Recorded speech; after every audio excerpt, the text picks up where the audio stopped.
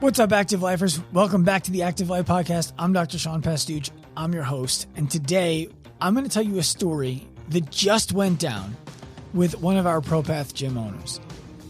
He asked me on a call, how do I help the coaches in my gym get over the fear that they have around transitioning our model from what used to be CrossFit to what now is mostly personal training and individual design, and still some CrossFit, all the way to the full-blown active life model, which, by the way, we all want to do. And the coaches have some legitimate questions that I don't have great answers to. It was a great question that opened up some great conversation. I'm going to let you in on it. Before we get to that, what I want to make sure you know is what the active life model is. Because before you can start to put yourself in the position of this gym owner, it's important that you understand what he's going through, what kind of questions he's answering, and why they're coming up. I opened my first CrossFit gym in October 24th, 2011. I own 3 of them. The reason I left the industry is, frankly, because I knew that I didn't have staff in that gym who I could lead to running a gym the way that I thought it needed to be run in order for it to be successful and in line with my values. It had gotten to the point that we were running a business that was out of alignment with my values. And I was struggling because of it. The business was struggling because of it. We had had very successful years, and before I got out, it was just doing fine. So I know what it's like to run a business that is making you money, but that is out of alignment with what you believe is important and what you believe is valuable and how you want to do it. That's one of the reasons why we started Active Life in the first place. It's one of the reasons why we decided to start helping gym owners, because I knew that this is where gym owners felt they were residing. And for a long time, our MO here at Active Life was to help people run the best version of whatever gym they wanted to run. In fact, we have a podcast talking about 3 different business models that we help people run. One of them was a lot of group and some personal training. One of them was a mix of personal training and the Active Life class. And one of them was the full Active Life model. We've evolved past that because, frankly, it was kind of like the check swing in baseball, where we get a hit every once in a while with the check swing, but we were never going to hit the ball really hard. We were never going to hit the ball out of the park. And we were stepping on our own foot everywhere that we went. And I realized that I was doing again what I did when I was in the business owning the gyms and running a business, in this case, that was very profitable, that was out of alignment with my values. I didn't want to help people run safer micro gyms. I didn't want to help gyms build a bunch of personal training only so that the members who bought personal training could eventually go back to the group. And when they got back to the group, find themselves injured the same way that they did when they needed personal training in the first place, and then start all over again with that vicious cycle. It wasn't inspiring to me anymore. So over the years, we went through several iterations, and what the Active Life model looks like for a gym owner is a complete dive into their values without apologizing and without considering any compromise whatsoever on what you're going to deliver. So where the average micro gym, I'll say now, around the US costs about $150 a month and nets the coaches who work in it really no opportunity for a fulfilling career and promises the members who attend it a really entertaining fitness experience. The Active Life is a very different model. The average Active Life is going to charge the average member $500 a month. And in exchange for that $500, the member is going to get completely custom individual design that they're going to be able to perform in a group environment with their friends. And when the second half of class starts, so the first half of class is individual design, completely designed for them based on an assessment after they've completed a bout of personal training that establishes competence and confidence for the member in the movements that they're going to do in the gym. After they finish the personal training, they move to the individual design and group conditioning class. The individual design is the first 30 minutes of class in which a coach who understands the needs of each member intimately, their goals, their current limitations, the things they've tried in the past that worked, the things they tried in the past that didn't work, and has designed a micro and macro plan for them to get to the goals that they stated and agreed were important to them. That gets written for the first 30 minutes of class. No more modifying, no more writing for the best and scaling for the rest, which really means we're paying a lot of attention to what the most capable people in this gym absolutely need, and we're going to find a way to make that work for everybody else. Not what's going to happen in an active life. Now, the second half of class, the members are joining a conditioning piece that is simple, low skill, varied intensity. Some days will be high intensity, leaving you on your back exhausted. Other days will be low intensity, where you feel like you leave the gym with the ability to have done another 3 hours of what you were just doing. Each member who comes to those classes has the conditioning piece pre-individualized for them by their coach. So when they arrive at class, they're grabbing a tablet and they're following the version of the workout that was written best for them. There is no RX. There is no whiteboard that is listing who did the best today. None of that. Because we want people to avoid chasing something that is not really valuable for them.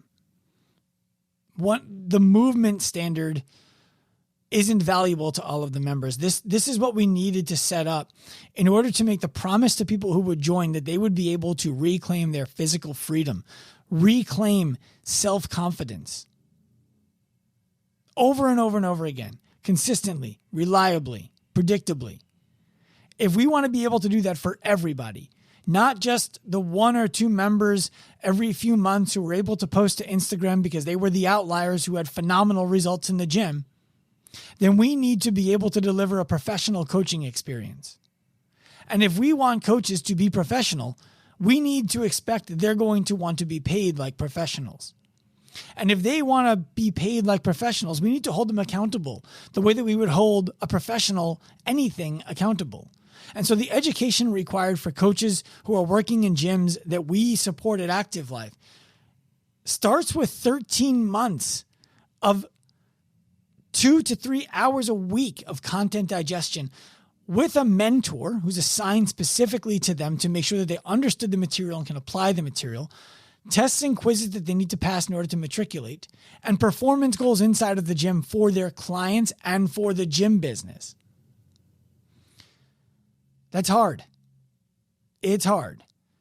If the coach is going to be able to transition into the professional who can do that, they deserve to be paid very, very well. Coaches in these kinds of gyms, they're earning enough money to buy a house where they live, to drive a car, to get married, to go on vacations, to go on dates and not check the price on the menu. That's what we're doing with coaches by turning them into professionals.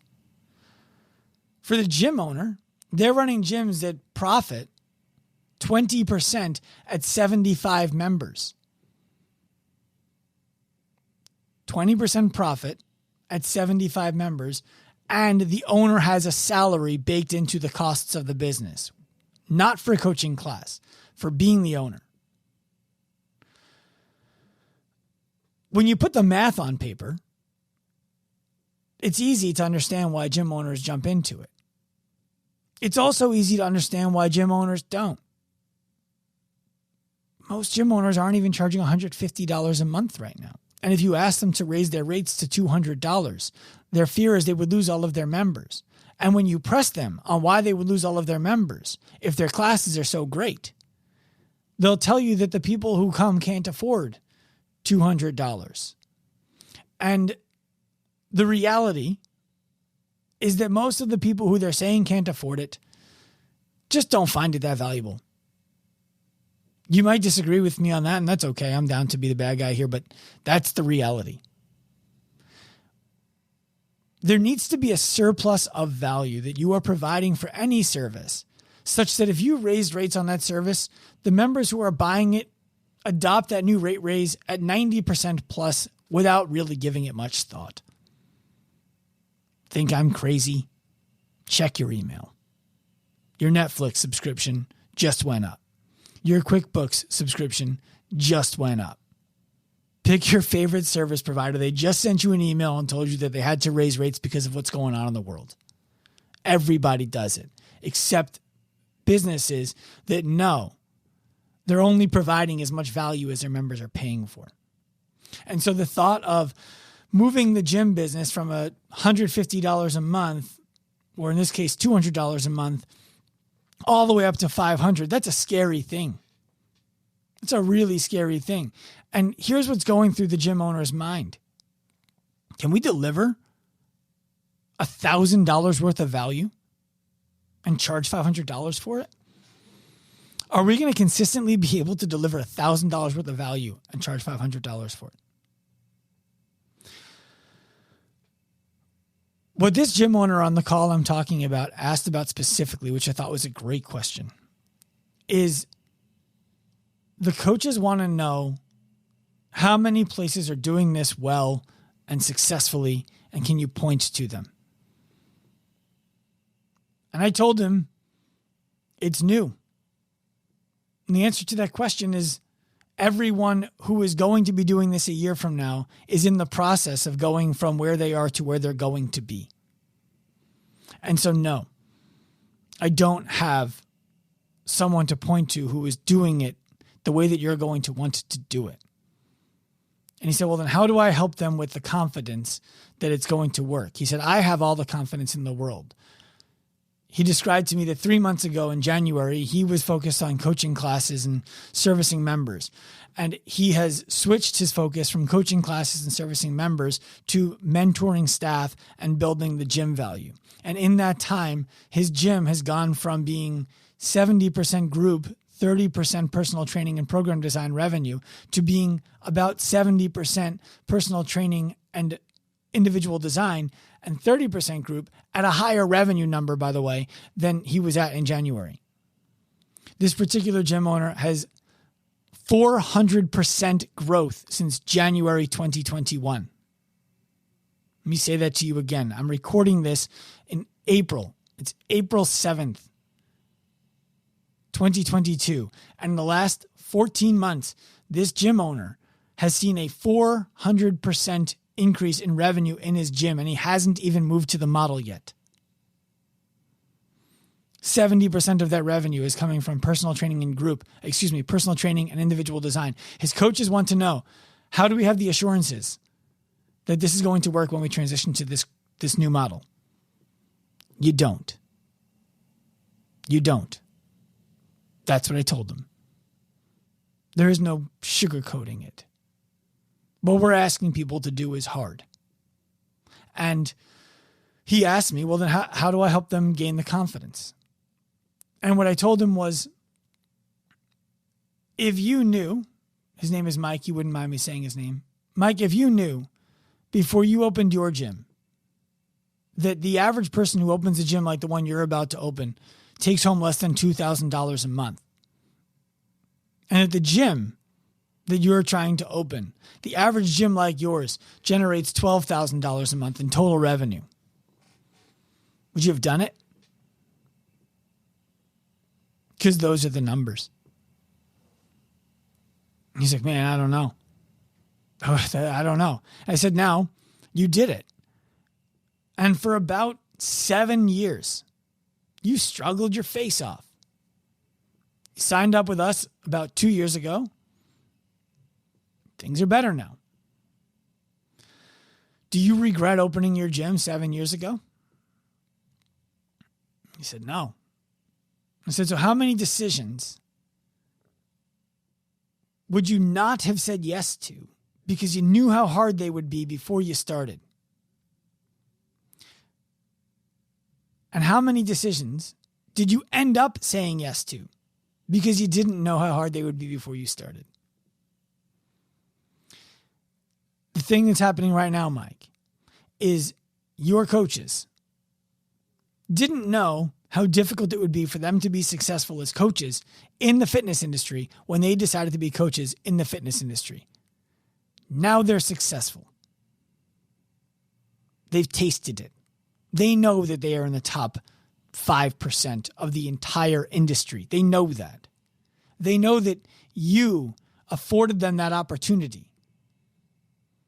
They know that we helped. And they're afraid of losing it.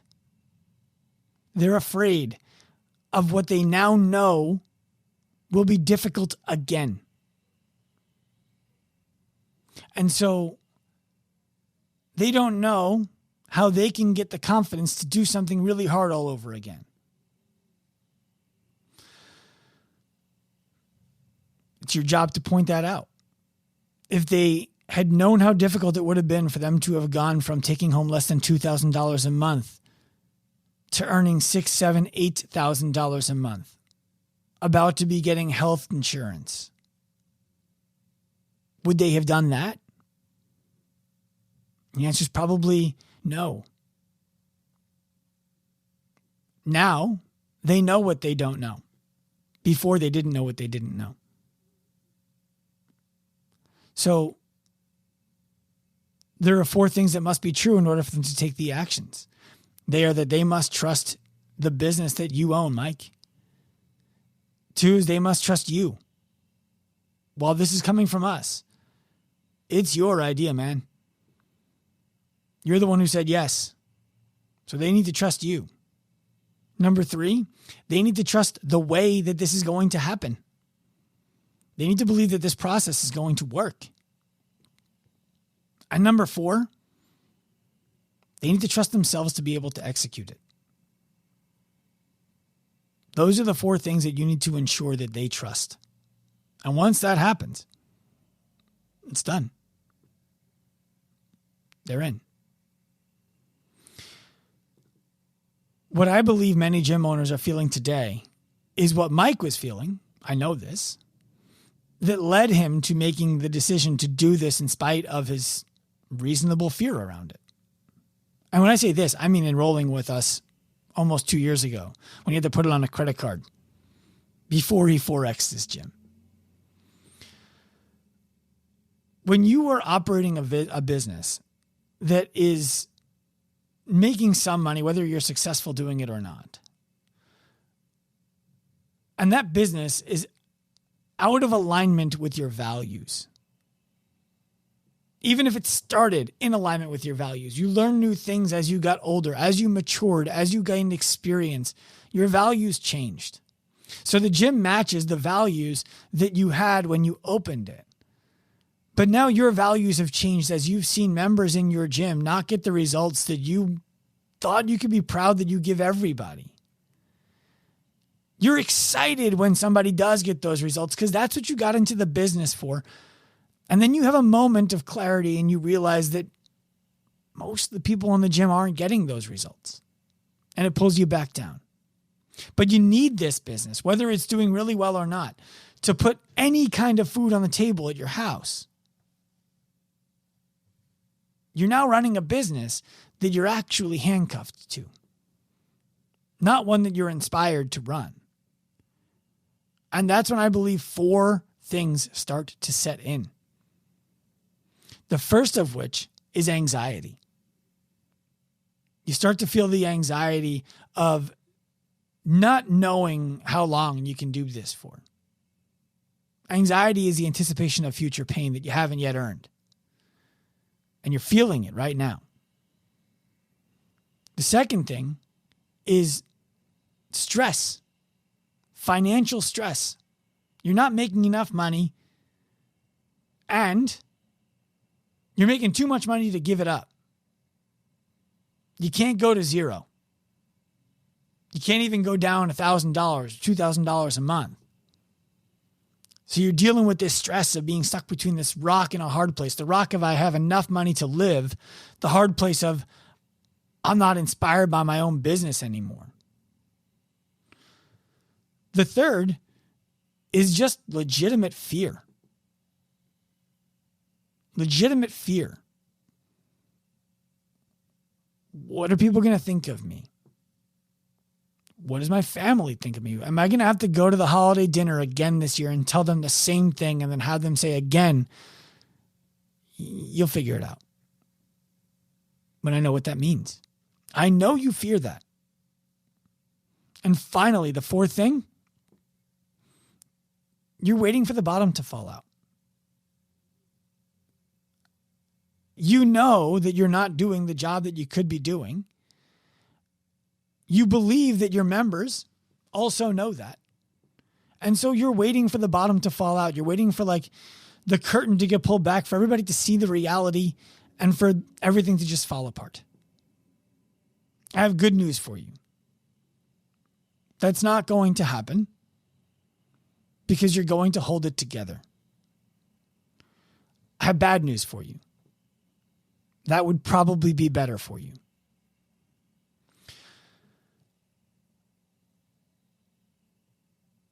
A lot of people think that rock bottom would be losing their business, or it would be not making enough money to pay the bills and falling into debt.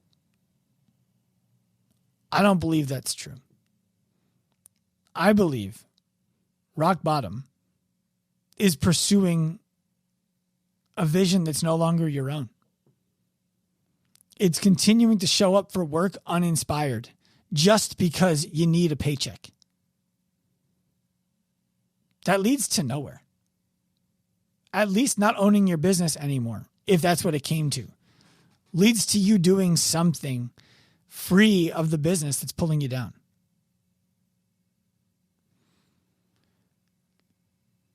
There's one last thing that I think any gym owner is dealing with that I want to address.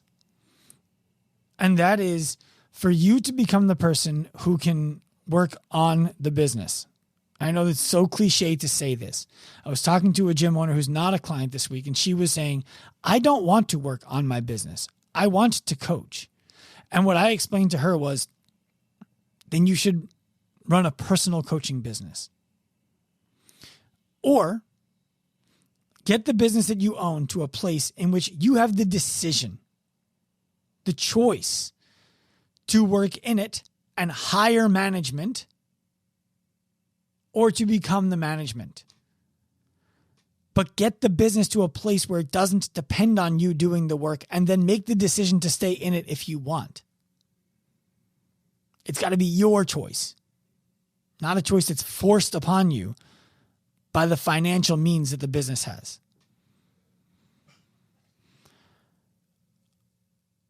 I'll leave all of you with this. Change is hard for anybody. And it's especially hard when you know it's going to be difficult. We all do things all the time because we have no idea how hard they're going to be. And then once we're in them, we decide we're here. Now we're going to do it. This is no different. This is no different. If you are a gym owner out there who is currently running a gym business, a fitness business that you are no longer inspired to run, you are not providing the careers for the coaches who dedicate themselves to your business that you inspired yourself to start the business for. You are not creating the results for the members that you started the business to get. You are not earning the financial return for yourself that you started the business to earn. You don't have the pride that you started the business to have. I want to talk to you. Shoot me a DM at Dr. Sean Pastuch on Instagram. Turn pro. I hope you enjoyed this episode of the Active Life Podcast. Remember, if you feel inspired by our vision to humanize the healthcare industry, professionalize the fitness industry, and empower individuals to live their lives, to reclaim their physical freedom, to develop careers, helping people reclaim their physical freedom. All you need to do is head to activelifeprofessional.com, find the appropriate link that represents you, and get in contact. We'll see you there.